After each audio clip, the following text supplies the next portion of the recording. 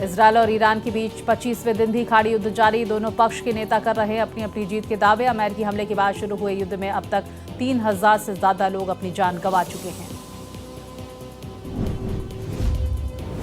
अपने 48 घंटे के अल्टीमेटम से बैकफुट पर आए अमेरिकी राष्ट्रपति डोनाल्ड ट्रंप। कहा 5 दिनों के लिए टाला पावर प्लांट पर हमले का प्लान। अमेरिका और ईरान के बीच अच्छी बातचीत का दावा। डोनाल्ड ट्रंप के 5 दिन वाले बयान पर ईरान ने कड़ी प्रतिक्रिया दी है। विदेश मंत्री अब्बास अराक्ची ने कहा, ट्रंप से हमारी कोई बातचीत नहीं हुई। अपनी हार को देखकर युद्ध से भागना चाहता है अमेरिका। अमेरिका के दावों पर ईरानी संसद के अध्यक्ष एमबी गालिबफ का बड़ा बयान। कहा, हमारी जनता हमलावरों को दंडित करने की मांग कर रही है। अमेरिका पर लगाया तेल बाजारों में हेरफेर करने की साजिश का आरोप। भारत में ईरानी दूतावास ने भी अमेरिका के साथ किसी बातचीत से इनकार किया है। कहा, जंग में बुरी तरह से फंस चुके अमेरिका और इजरायल ध्यान भटकाने की साजिश कर रहे हैं, लेकिन वो इस बार साजिश में नहीं फंसेंगे। इजरायल के प्रधानमंत्री बेंजामिन नेतन्याहू ने भी ट्रंप के बयान से इनकार किया है। उन्होंने कहा कि ईरान और लेबनान पर आईडीएफ के हमले जारी रहेंगे। ट्रंप के सीज फायर वाले बयान के बाद दिया ये रिएक्शन। अमेरिकी राष्ट्रपति डोनाल्ड ट्रंप का ईरान को बुरी तरह से नष्ट करने का दावा। कहा, अब अमेरिका को धमकाने की उसकी ताकत खत्म हो गई है। अपने देश की रक्षा करना हमारा कर्तव्य। ट्रंप की ओर से सीज फायर की घोषणा के बाद भी ईरान का इजरायल पर हमला जारी। यरूशलेम के पुराने शहर क्षेत्र में ईरानी बैलिस्टिक मिसाइलों से छाया अंधेरा। रुक रुक कर हो रहे हमलों से लोग दहशत में जीने को मजबूर। ईरान के पश्चिमी इस्फहान में इजरायल ने मचाई भारी तबाही। आईडीएफ के हमले के बाद सुनी गई भारी विस्फोट की आवाजें। अमेरिका ने किया है 5 दिन के सीज फायर का ऐलान। ईरान की राजधानी तेहरान से आ रही है भारी तबाही की तस्वीरें। ईरान के रेड क्रिसेंट सदस्यों ने एक इमारत से एक पिता और उसकी बेटी को बचाया। अमेरिकी इजरायली हवाई हमले से कई इमारतों को हुआ है नुकसान। ईरानी सशस्त्र बलों ने ऑपरेशन ट्रू प्रॉमिस 4 की 78वीं लहर शुरू की। ऑपरेशन एपिक फ्यूरी के जवाब में ईरान चला रहा है ऑपरेशन। संयुक्त सेना की जवाबी कार्रवाई में इजरायल के कई शहरों पर मिसाइल अटैक किया गया। इराक के अरबिल में अमेरिकी वाणिज्य दूतावास पर हमला जारी। इराकी लड़ाकों के हमलों से दूतावास में हुआ नुकसान। ईरान के समर्थन से शुरू से ही लड़ रहे हैं इराकी लड़ाके। इजरायल के कब्जे वाले फिलिस्तीनी क्षेत्र में भारी तबाही। स्थानीय लोगों ने फिलिस्तीनी बस्तियों में लगाई आग। हमले में 9 लोगों के घायल होने की खबर। इजरायली कब्जे वाले क्षेत्र के फिलिस्तीनियों पर यहूदियों के हमले जारी। वेस्ट बैंक में बस्तियों में बसने वालों के खिलाफ हुई तोड़फोड़। घटना में कम से कम 9 फिलिस्तीनी घायल। ईरान की बैलिस्टिक मिसाइल हमले के जवाब में इजरायल का लेबनान पर हमला। आईडीएफ ने दक्षिणी लेबनान के अल रशीदियेह में अल अमानेह गैस स्टेशन को बनाया निशाना। बेरूत के दक्षिण में स्थित बचामौन पर किया हवाई हमला। इजरायली हमले के जवाब में हिजबुल्लाह कर रहा है ड्रोन हमले। उसने माओलाउत तरशीहा बस्ती के दक्षिण में स्थित इजरायली रडार साइट पर किया हमला। आगे भी हमले जारी रखने का ऐलान।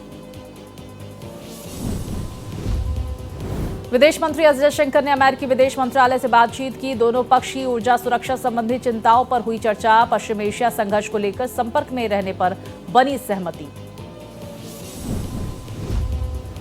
पाकिस्तान के प्रधानमंत्री शहबाज शरीफ ने ईरानी राष्ट्रपति से बात की। क्षेत्र में शांति स्थापित करने के लिए दोनों नेताओं में हुई चर्चा। शरीफ ने कहा, गंभीर स्थिति पर चर्चा की और तनाव कम करने पर हुई बातचीत। खाड़ी देशों में फंसे लोगों को लेकर कतर में भारतीय दूतावास की एडवाइजरी। कहा, कतर सरकार के सुरक्षा निर्देशों का गंभीरता से पालन करें। 25 उड़ानों में अब तक 7,750 भारतीय नागरिक वापस। पश्चिम एशिया संकट को लेकर सरकार ने बुलाई ऑल पार्टी मीटिंग। कल शाम 5 बजे होने वाली बैठक में खाड़ी युद्ध पर होगी चर्चा। रक्षा मंत्री राजनाथ सिंह मीटिंग की अध्यक्षता करेंगे। पश्चिम एशिया संकट को लेकर रक्षा मंत्री ने बुलाई अहम बैठक। रक्षा मंत्री राजनाथ सिंह ने तीनों सेनाओं के प्रमुख और सीडीएस से की मौजूदा हालात पर चर्चा। संकट को लेकर भारतीय नौसेना को अलर्ट रहने को कहा गया। आज राज्यसभा में प्रधानमंत्री मोदी का संबोधन। पश्चिम एशिया में संकट पर बोलेंगे पीएम मोदी। दोपहर 2 बजे राज्यसभा में बोलेंगे पीएम मोदी। दिल्ली के पूर्व मुख्यमंत्री अरविंद केजरीवाल का बीजेपी पर तीखा तंज। कहा हो सकता है कि 2026 के अंत तक पीएम मोदी प्रधानमंत्री न रहें। इस दौरान उन्होंने गृह मंत्री अमित शाह को भी सत्ता से हटने का दावा किया है। 5 राज्यों में होने वाले विधानसभा चुनाव से पहले महिला आरक्षण का श्रेय लेने की मची होड़। बिल को लेकर सरकार की पहल के बीच अपोजिशन सांसदों की बैठक। फ्लोर लीडर्स की मीटिंग में प्रधानमंत्री मोदी को पत्र लिखने पर बनी सहमति। महिला आरक्षण बिल को लेकर समाजवादी पार्टी सांसद इकरा हसन का तीखा तंज। कहा हम लोग इंतजार कर रहे हैं कि आप लेकर आए और पूरा विपक्ष इसका समर्थन कर रहा है। संसद के नए भवन में प्रवेश के समय ही की गई थी घोषणा। महिला आरक्षण को लेकर सरकार की पहल पर जेएमएम सांसद महुआ माझी का तंज। कहा आप सिर्फ भूमिका बांधेंगे कि लेकर भी आएंगे। बिल का स्वागत है और बहुत दिनों से इस बिल का इंतजार था। महाराष्ट्र में प्याज किसानों को फसल का उचित मूल्य नहीं मिलने के कारण विपक्षी सांसदों और विधायकों का विरोध प्रदर्शन। प्याज के साथ संसद भवन के मकर द्वार पर प्रदर्शन किया। दिल्ली विधानसभा में पेश हुआ साल 2026-27 का बजट सत्र के दूसरे दिन मुख्यमंत्री रेखा गुप्ता ने पेश किया 1,37,000 करोड़ का बजट। शिक्षा, स्वास्थ्य, महिला, इंफ्रास्ट्रक्चर और बाहरी दिल्ली के विकास पर फोकस। मुख्यमंत्री रेखा गुप्ता ने बजट में एमसीडी की नई पार्किंग पर किया फोकस। कहा राजधानी में बिजली सब्सिडी भी जारी रहेगी। मुफ्त बिजली योजना और सौर ऊर्जा आधार पर भी काम करेगी दिल्ली सरकार। आम आदमी पार्टी के विधायकों ने किया बजट सत्र का बहिष्कार। विधानसभा के बाहर धरने पर बैठे विपक्षी विधायक। निलंबित विधायकों को लेकर किया बजट सत्र का बॉयकॉट। दिल्ली सरकार के बजट सत्र के खिलाफ विपक्षी विधायकों ने निकाला मार्च। पोस्टर पर लिखा बजट 1 लाख करोड़, लेकिन फायर ब्रिगेड के पास एक भी सीढ़ी नहीं। पूर्व सीएम आतिशी के नेतृत्व में निकला विरोध मार्च। बजट सत्र के दौरान दिल्ली विधानसभा को बम से उड़ाने की धमकी। विधानसभा स्पीकर विजेंद्र गुप्ता को बम से उड़ाने की धमकी से मचा हड़कंप। ईमेल मिलने के बाद देर से शुरू हुआ बजट सत्र। बीजेपी सांसद अनुराग ठाकुर ने हिमाचल प्रदेश की कांग्रेस सरकार पर बोला तीखा हमला। कहा राज्य सरकार ने प्रदेश की हालत खस्ता कर दी है। कानून व्यवस्था पूरी तरह से चरमरा गई है। सेना में स्थायी कमीशन को लेकर सुप्रीम कोर्ट का बड़ा फैसला। महिला अधिकारियों का स्थायी कमीशन रहेगा बरकरार। 20 साल की सेवा पूरी करने वाली होगी पेंशन की हकदार। आधी रात को जारी हुई पश्चिम बंगाल की पहली सप्लीमेंट्री वोटर लिस्ट। करीब 60 लाख में से 29 लाख वोटर्स पर आया चुनाव आयोग का फैसला। प्रदेश की 294 सीटों पर 23 और 29 अप्रैल को वोटिंग। प्रधानमंत्री मोदी ने चैत्र नवरात्रि पर मां दुर्गा को समर्पित एक भक्ति भजन किया साझा। कहा मां अंबे की आराधना मन को असीम शांति, दिव्य वातावरण और सकारात्मक ऊर्जा प्रदान करती है। रक्षा मंत्री राजनाथ सिंह ने असम राइफल्स के स्थापना दिवस पर सभी कर्मियों को बधाई दी। पोस्ट कर लिखा इस फोर्स ने हमारे बॉर्डर इलाकों की सुरक्षा करके हमारे सुरक्षा तंत्र में अहम भूमिका निभाई है। गृह मंत्री अमित शाह ने असम राइफल्स के वीर जवानों और उनके परिवारों को स्थापना दिवस पर दी बधाई। देश की सेवा में अपनी जान कुर्बान करने वाले बहादुर असम राइफल्स के जवानों को किया याद। चैत्र नवरात्रि का छठा दिन आज मां कात्यायनी की पूजा अर्चना करने के लिए उमड़े श्रद्धालु। जहां पर मंदिरों में देखी जा रही है भारी भीड़। वाराणसी में सुबह से ही मंदिरों में श्रद्धालुओं का लगा तांता। भक्त मां दुर्गा के छठे स्वरूप कात्यायनी देवी की विधि विधान से कर रहे हैं आराधना। राजस्थान के सीकर में चैत्र नवरात्रि के अवसर पर जीड़धाम में श्रद्धालुओं का सैलाब। लंबी कतारों में लगकर श्रद्धालु माता के दर्शन पूजन कर रहे हैं।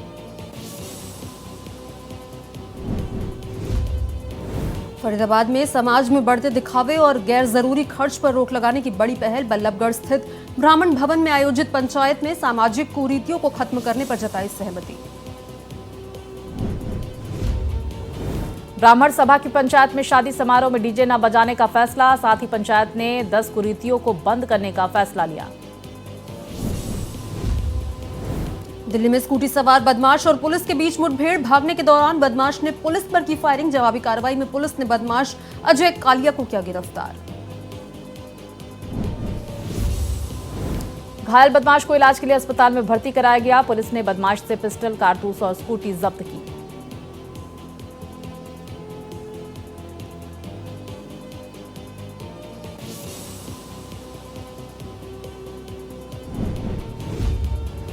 मृतक की पहचान के बाद आरोपियों की तलाश में जुटी पुलिस। वहीं मामले में परिजनों ने अस्पताल प्रशासन पर भी लगाए गंभीर आरोप। दिल्ली के भजनपुरा की घटना। मामले का खुलासा करते हुए साउथ वेस्ट साइबर सेल थाना पुलिस ने अंतर्राष्ट्रीय एक रैकेट का भंडाफोड़ किया है। 10 आरोपियों को दिल्ली और राजस्थान से गिरफ्तार किया गया। 92 मोबाइल सिम कार्ड भी जब्त किए गए।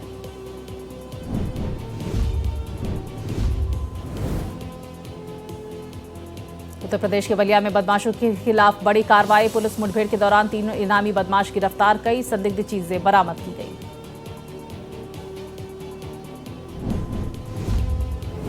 जयपुर में ऑटो ड्राइवर की शर्मनाक हरकत का वीडियो जमकर हुआ वायरल। वीडियो में एक विदेशी पर्यटक महिला को ऑटो ड्राइवर अभद्र शब्द सिखाता आ रहा है नजर।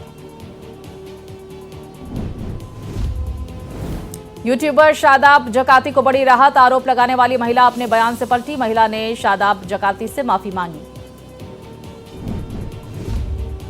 उत्तर प्रदेश के उन्नाव में गंगा घाट कोतवाली क्षेत्र के सहजनी चौराहे पर भीषण सड़क हादसा। तेज रफ्तार ट्रक की टक्कर से कार ड्राइवर की मौके पर ही मौत। हादसे में कार ड्राइवर की पत्नी गंभीर रूप से घायल, इलाज के लिए अस्पताल में भर्ती कराया गया। हादसे के बाद इलाके में मचा हड़कंप। यूपी के रायबरेली में तेज रफ्तार 2 बाइकों की आमने सामने भीषण टक्कर। हादसे में 2 युवकों की मौत। यूपी के मैनपुरी में तेज रफ्तार कार ने पुलिस की बाइक को मारी जोरदार टक्कर। घटना में पुलिसकर्मी सहित 3 लोग घायल। घटना के बाद मौके पर अफरा तफरी का माहौल। उत्तराखंड के हरिद्वार में गंगा में डूबे युवक का 8 दिन बाद मिला शव। गाजियाबाद से दोस्तों संग हरिद्वार आया था युवक। संतुलन बिगड़ने से हुआ यह हादसा।